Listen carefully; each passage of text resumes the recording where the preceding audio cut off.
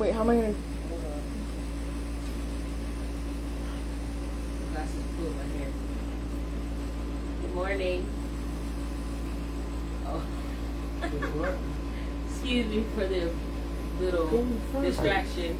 My Lanee's about to walk in front of the camera. oh. If I could turn it around right now. And my hair got stuck in my glasses. I'm here though. Bill's here. And present. I'm here. Can't see that well, but I'm here. All right. Can I take over? No. Good morning, class. This morning we are looking at miracles. That's not this week, is Yes, it? it is. Oh, Yeah, we okay. have Okay, we're continuing the miracles of deliverance, and Netta is back. All right. I can see. 30 seconds. Okay, so last week we finished up the wind and the sea obey him, and now we're going to talk about Jesus walking on water, and Peter also.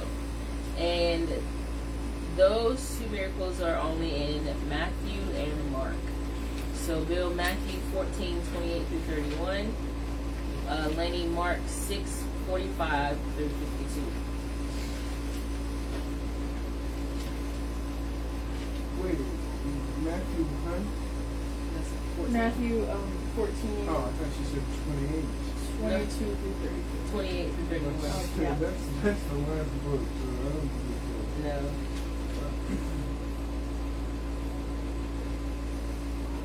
All right. so. And straightway Jesus constrained his disciples to get into a ship and to go before him into the other side while he sent the multitudes away. And when he had sent the multitudes away, he went up into a mountain apart to pray. And when the evening was come, he was there alone. But the ship was now in the midst of the sea, tossed with waves, for the wind was contrary. And in the fourth watch of the night, Jesus went unto them, walking on the sea. And when the disciples saw him walking on the sea, they were troubled, saying, It is a spirit! And they cried out for fear. But straightway Jesus spake unto them, saying, Be of good cheer, it is I, be not afraid. And Peter answered him and said, Lord, if it be thou, bid me come unto thee on the water. Then he said, Come. And when Peter was come down out of the ship, he walked on the water to go to Jesus. But when he saw the wind boisterous, he was afraid, and beginning to sink, he cried, Lord, save me! And immediately Jesus stretched forth his hand and caught him, and said unto him, O thou of little faith, wherefore didst thou doubt? And when they were come into the ship, the wind ceased. Then they that were in the ship came and worshipped him, saying, Of a truth thou art the Son of God. Okay. Mark. And straightway he constrained his disciples to get into the ship, and to go to the other side before unto Bethsaida, while he sent away the people. And when he had sent them away, he departed into a mountain to pray. And when even was come, the ship was in the midst of the sea, and he alone on the land. And he saw them toiling and rowing, for the wind was contrary unto them. And about the fourth watch of the night he cometh unto them, walking upon the sea, and would have passed by them. But when they saw him walking upon the sea, they supposed it had been a spirit, and cried out. For they all saw him and were troubled. And immediately he talked with them, and saith unto them, Be of good cheer, it is I, be not afraid. And he went up unto them into the ship, and the wind ceased, and they were sore amazed in themselves beyond measure, and wondered. For they considered not the miracle of the loaves, for their heart was hardened. And when they had passed over, they came into the land of Gennesaret, and drew to the shore. And when they were come out of the ship, straightway they knew him, and ran through that whole region round about, and began to carry about in beds those that were sick, where they heard he was. And whithersoever he entered, into villages or cities or country, they laid the sick in the streets, and besought him that they might touch, if it were but the border of his garment, and as many as touched him were made whole. Okay. What did you notice about Mark? Not a lot of first person talking about being Jesus. They were just kind of like, oh, they were afraid, and then he was the spirit, and there wasn't a first hand, like there wasn't a lot of back and forth. No Peter. No Peter. Yeah. No Peter in Mark. Mark doesn't even mention Peter. It's probably, further back in the book or something. But that miracle was. Or maybe he's trying to be nice to Peter too. Like he was like, oh, what? Not mentioning him? Yeah. About how he stopped. Yeah. He stopped being. No, then he was afraid like a coward, but we won't mention that. Well, that's weird though, because oh, definitely. goodness.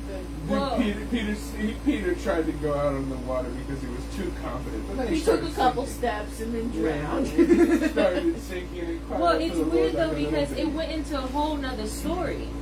Yeah. Yeah. Mark did. It went to a whole nother. Well, and it was funny too, for they considered not the miracle of the loaves, for their heart was hardened. It was like there was 12 baskets full of leftovers. What was their explanation of that? Just like it's a good cook, I guess. But like there was no real. Well, bread's like very fluffy. That would be what would Expands, get me. you know. No, that would be what would get me. I wouldn't care about the storm or whatever. I'd just be like, oh yeah, I made a lot of bread. That's really good for me. I'd be happier about that than I would about the storm probably. But the disciples were kind of like, nah, I seen that last Tuesday, so I don't know. Yeah. Okay, so let's go back. Matthew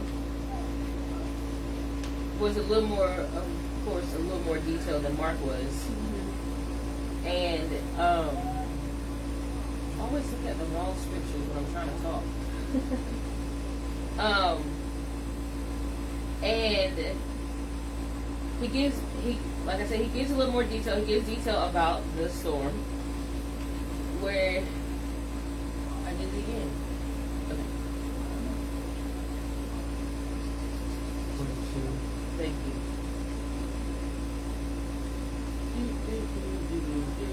It's Okay. 14, 22. Yeah. Okay, now, but the ship was now in the midst of the sea, tossed with waves, for the wind was contrary.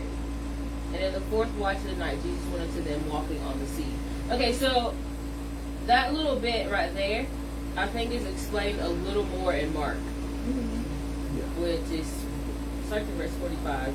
And straightway constrained his. Why did he? Okay.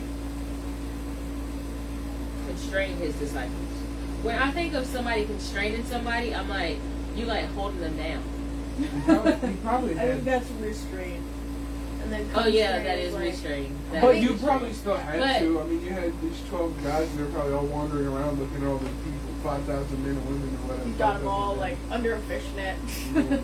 He's like, All right, okay, come here, boy. Hey, come on, get over there. kiddos, Come on, get in come the on. ship, Right. and go to the other side. Get in Right. You gotta- Okay, you gotta so- take the boat and go all the way. Okay, so and when he, but here's what Matthew said though.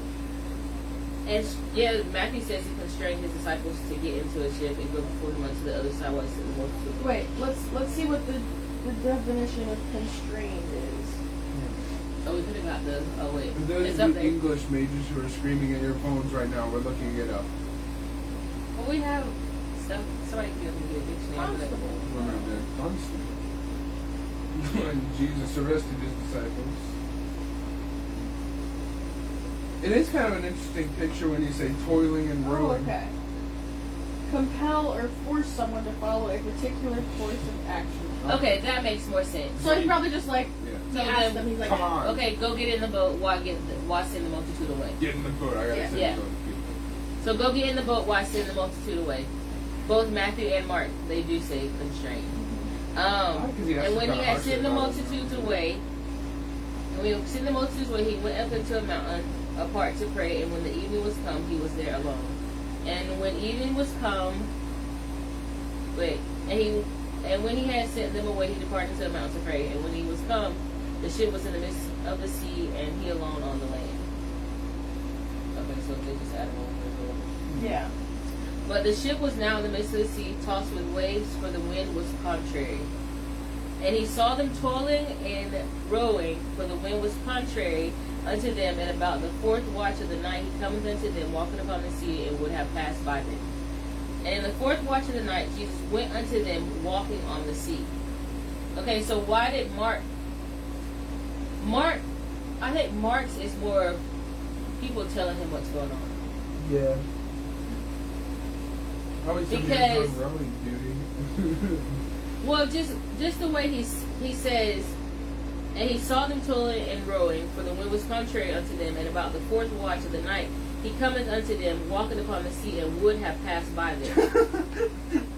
He would have walked by, not even. Like, why noticed. would you? No, he was just kind of walking and like didn't even Like, what notice. is that? Like, seriously, he put. But He then would have passed Matthew, by. I think he's just Jesus like- just wanted them to notice him. yeah. Imagine if he was just walking back and forth. Well, but They're just Matthew looking at it. says- They took him like 6 times walking back and Right. forth, just pacing before they noticed You see him. me? You see me? It's like, finally, oh my god. And in the 4th watch of the night, Jesus went unto them walking on the sea. It's one of those phrases. So- Okay, so from land, Jesus saw that they were struggling, and that the winds and the waves, they really were about to overtake them. But so that happens, and he walks. And 4th watch night, Jesus went to them walking on the sea. When the disciples saw him walking on the sea, they were troubled, saying, "It is a spirit," and they cried out for fear. But when they saw him walking upon the sea, they supposed it had been a spirit and cried out. For they all saw him and were troubled, and immediately he talking with them, and saith unto them, "Give good cheer, it is I, be not afraid." The straightway Jesus spake unto them, saying, Be of good cheer, it is I, be not afraid. Yeah. Okay, so that's the same. Okay. But then, That's not the same. Mark does not mention what happened with Peter. So we're going to just go to Matthew. And Peter answered him and said, Lord, if it be thou, bid me come unto thee on the water. And he said, Come. And when Peter was come down out of the ship, he walked on the water to go to Jesus. But when he saw the wind boisterous, he was afraid, and beginning to sink, he cried, saying, Lord, save me. And immediately Jesus stretched forth his hand and caught him and said unto him, O thou of little faith, wherefore didst thou doubt? Mark does not mention this part in his Maybe story. Peter was just like, hey man, you know that time that I walked on the water but only like for a second? Maybe don't put that in there. It's just like, I got some Yeah, bad, but I then got some it's bad a- press with be a Matthew. good girl. Right. Well, but Matthew had is mixed not. reviews, I don't think Matthew was doing it because to Oh, put no. shame on Peter, John, but 100% would have. oh yeah, John. John would. Yeah. John probably wouldn't even say. John would have been like, Who but would even since walk on Peter the was water? a coward, Since Peter doubted about probably walking wouldn't on the even water, put he's he safe. walked on since the Peter water. didn't love Jesus as much as I did. Yes. It's like he probably didn't even put that he walked on the water. He would have just put like Peter tried to walk on the water but sank. Like he didn't do it at all. He just like he got in but then he immediately sank. Peter stepped out of the boat and then sank. And Jesus said, "You don't have any faith." Yes. Not like that. And other then disciple who slapped loved him. Peter across the face. Only you were like Okay, one of the so, disciples that loved me. Let's go back to what was going on with let's Right. take Peter's scenario and put it to life, to real life. So I just Peter, tried this with my pool. yeah, you tried it when Grandma Turner used to live in the 50 plus community, and you saw the lake. Said, I wonder if I can walk on it. I said, Mama Bill's about to try to walk on the lake again. Yeah. Again. Love that. Okay, so Peter wanted to know if it was really the Lord, because you're out in the middle of the ocean, sea. You're out in the middle of the sea, and all you see is somebody walking on water. But it's dark. The winds and the waves are going crazy. So you probably think you're hallucinating, and like, Lord, if that's really you, let me walk on this water. And it wasn't, well, and honestly, that's like, is it really you, Jesus? And I understand why when Jesus started, so Jesus said, come. And Peter started walking on the water. But when he saw the wind boisterous, he was afraid and began to sink. Okay, so Peter is walking on water. And when his focus was on getting to Jesus, notice he continued to walk. But when he started looking at the storm that surrounded him, his focus came off of Jesus and he began to sink. Right. Well, in the midst of, when doing that though, you hear Peter cry out and say, Lord, save me. And it said, and immediately Jesus stretched out forth his hand and called him. But this is what Jesus said. And I believe it was all out of love, because Jesus was really wanting to know, not that he didn't know, but Jesus really wanted to know, O thou of little faith, wherefore didst thou doubt? I wonder if he was ever confused about that too, about how, because at no point did Jesus have little faith, right? Like at every moment in his life, other than maybe his crucifixion, he always had complete faith. And even then, he had faith. Yeah. You know what I mean? Like, I wonder if he was genuinely curious, like, how did you lose that?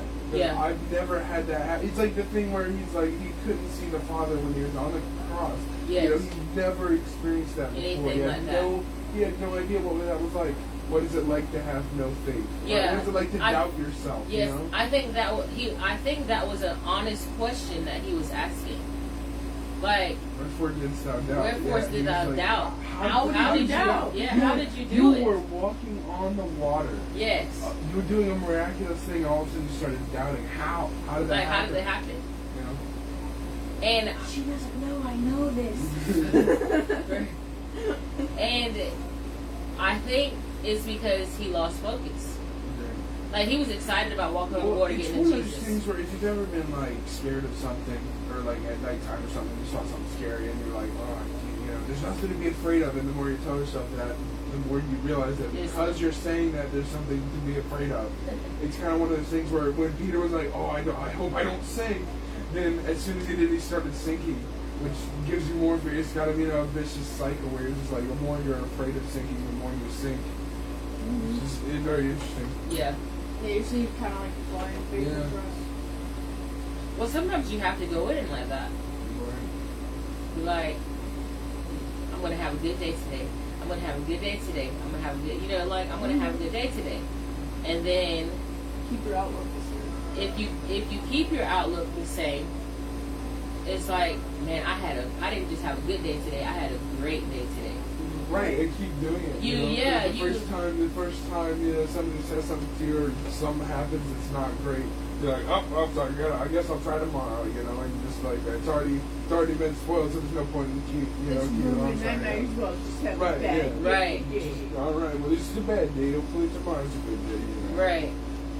But if you not saying that it doesn't happen like that, Right. you can have one thing destroy your entire day, and it could be small that mess up your whole day. But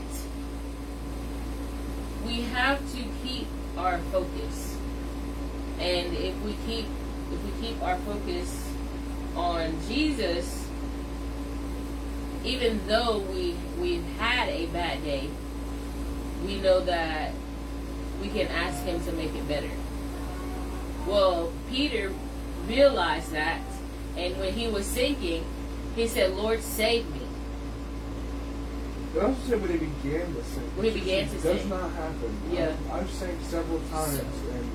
It's not no beginning. It's just like... there's no thinking, well, I was starting to sing, you know. It's right. Just like, Well, it said when Peter began to sing, so was he going... Do, do, do, and then like... Yeah, kind of quick singing, I think. Yeah. I feel like, I don't know. But he was in the middle of the sea. He was walking on the sea. Right. Yeah, there's kind of no physical law there. No, at all. Because when you sink, you sink. You're under. Like if you were standing, especially if you started to sink, your head would be underwater the first thing. Yes. But it said when he began. Oh, excuse me. When he began to sink. I don't know. Can't really explain that one.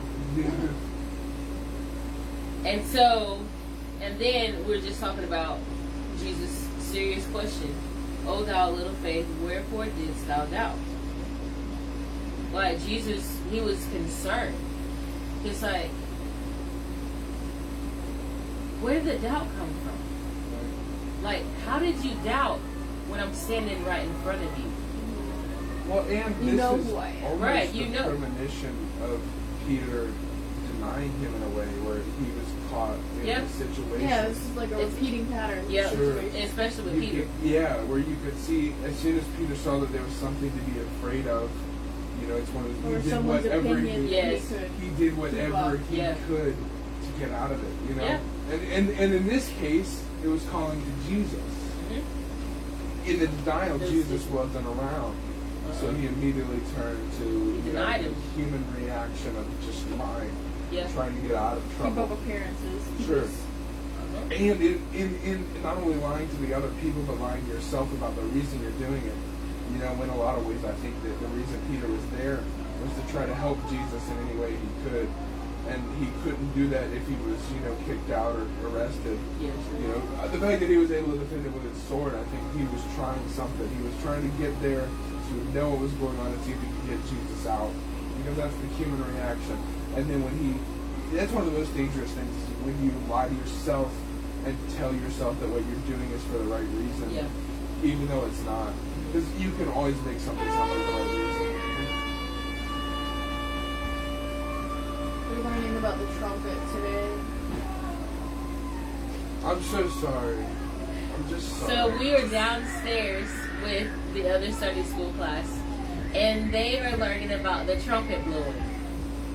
So we'll just talk a little, They're louder screaming- they're and screaming too. So. They're ignore being the excited. background noise. Yeah, they're excited. Yeah, and if you're watching this later, go check out the Yeah. kids Sunday school this class. kids Sunday school Don't class. turn it up all the way though. It will break your speakers. Okay. Anyway,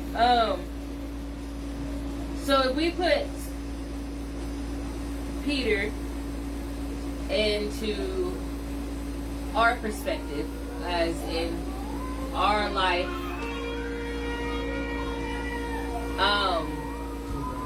we would see that we have had our focus on Jesus, and something has distracted us to where here comes doubt or fear, and it's because we took our eyes off of him.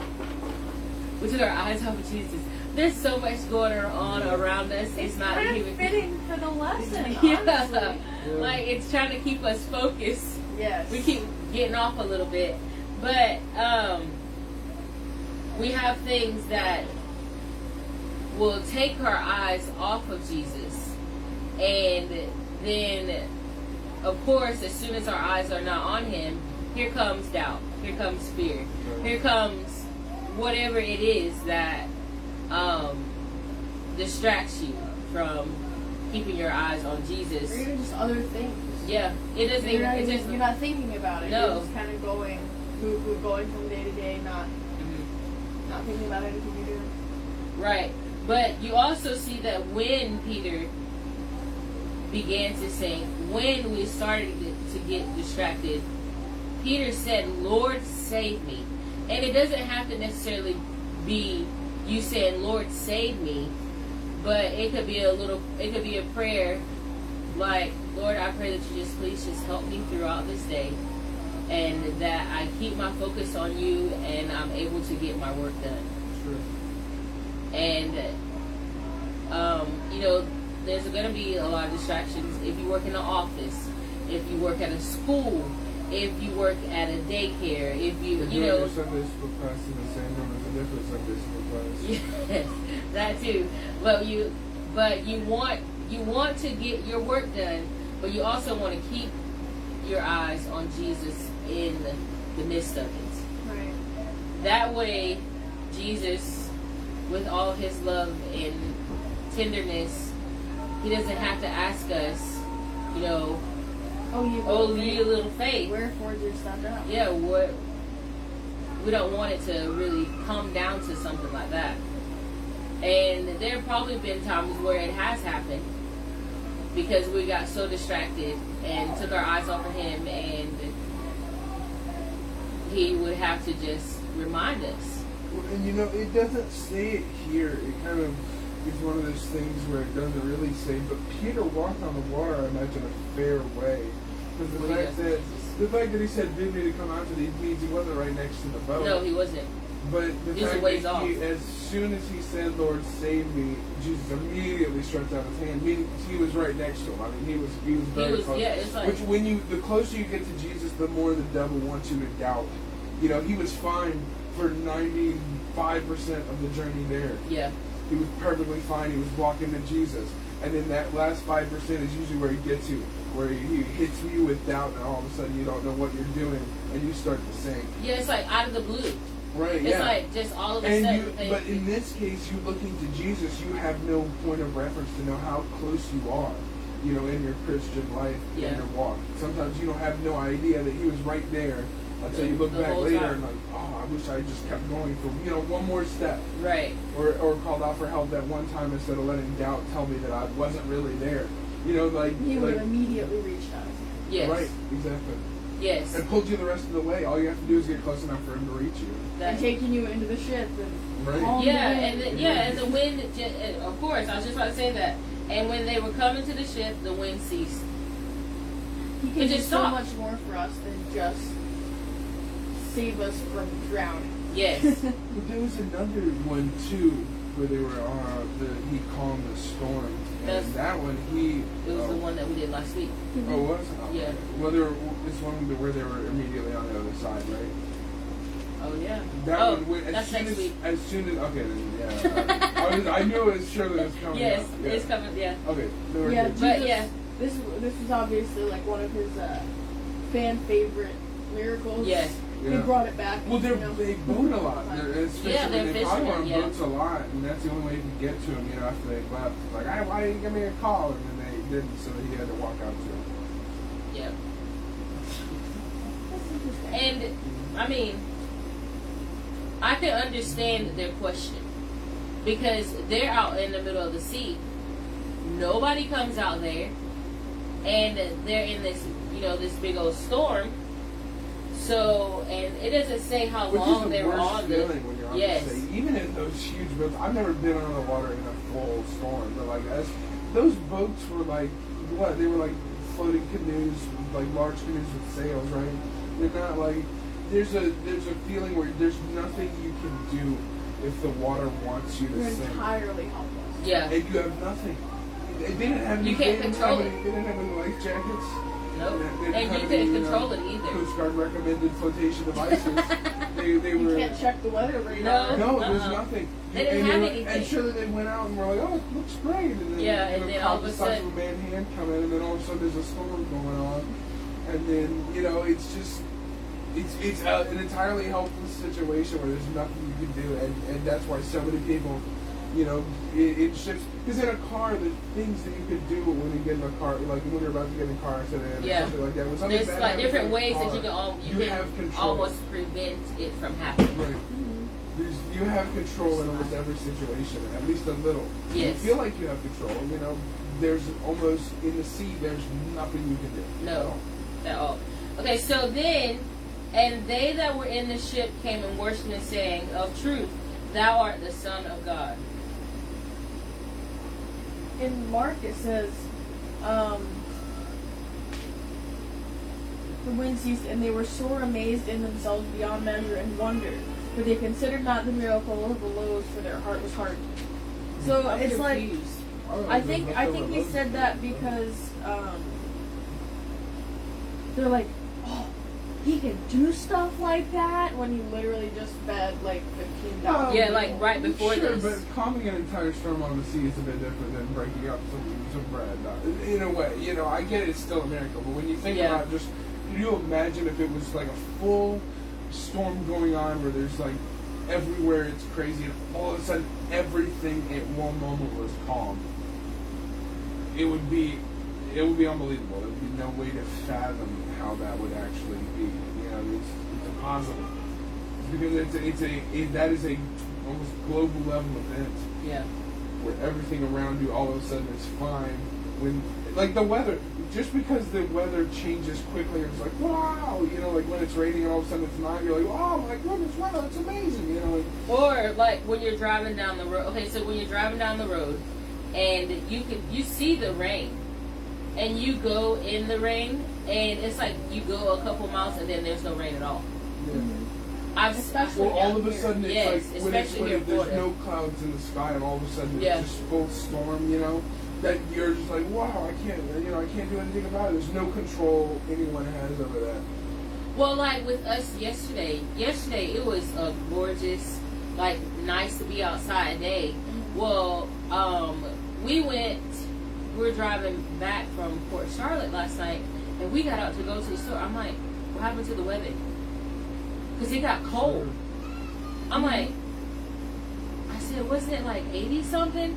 Next thing I know, it was like 60 something. Well, see, like you have the magician's trick of like pulling the scarves, and there's like a bunch of, like there's an unlimited amount of scarves, right? That can be explained. You can have the guy breaking the bread. Oh, it was all planned before, right? Yeah. You can say that's a magic trick. Clearing the weather completely in a second, unexplainable. That's a supernatural. Absolutely unexplainable. Yeah. Walking on the water could be fixed in a way. There's ways to do that if they really wanted to. I Clearing mean, the not weather. back then. No, not that, but you know what I'm saying, where you could say, oh, well, he did this or that, Yeah. There was no explanation for the weather. And it could be offered ever, Right. So our main point for this lesson is stay focused. Keep your eyes on Jesus. There are going to be things that are going to try to distract us. But if we just keep Him in all our peripheral vision, everything, He will be able to help us in any situation. Thank you for joining our Sunday morning service, and we hope to see you in our Sunday morning worship service.